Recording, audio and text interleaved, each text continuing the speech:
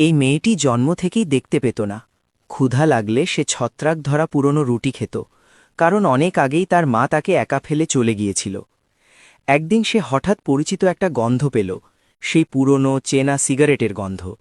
তার মনে হল মা ফিরে এসেছে। সে টেবিলের নিচ থেকে হামাগুড়ি দিয়ে বের হল, মাটি ছুঁতে ছুঁতে সামনে দাঁড়ানো মানুষটাকে স্বাগত জানাতে এগিয়ে গেল।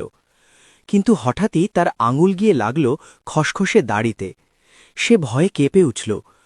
এই দাড়ি তার মায়ের নয়। সে সঙ্গে সঙ্গে আবার টেবিলের নিচে লুকিয়ে পড়ল। কিন্তু আশ্চর্যের বিষয়, লোকটা চলে গেল না। সে নিজেকে তার বাবা পরিচয় দিল আর সেই বাড়িতেই থাকতে শুরু করল। শুরুর দিকে মেয়েটি শুধু তার চামড়ার জুতোর শব্দ শুনেই তাকে চিনত এবং সবসময় দূরত্ব বজায় রাখত। একদিন সে খাবারের গন্ধ পেল, শোকে বুঝে গেল নুডলস। কিন্তু তার মনে পড়ে গেল মা তাকে বলেছিল অচেনা মানুষের কাছ থেকে খাবার নেবে না। সে লুটি খুঁজতে লাগল, কিন্তু কোথাও পেল না। ভয়ে সে নুডলসগুলো নিচে ফেলে দিল আর আবার টেবিলের নিচে লুকিয়ে পড়ল। ঠিক তখনই সে বুঝতে পারল লোকটা তার সব ছত্রাকধরা রুটি ফেলে দিয়েছে আর তার জন্য নতুন রুটি এনে রেখেছে। সেই মুহূর্তে মেয়েটির মনে প্রথমবারের মতো অনুভব হল এই মানুষটা তাকে কষ্ট দিতে আসেনি। এরপর সে ধীরে ধীরে তার কাছে আসতে শুরু করল, তার দেওয়া খাবার খেতে লাগল।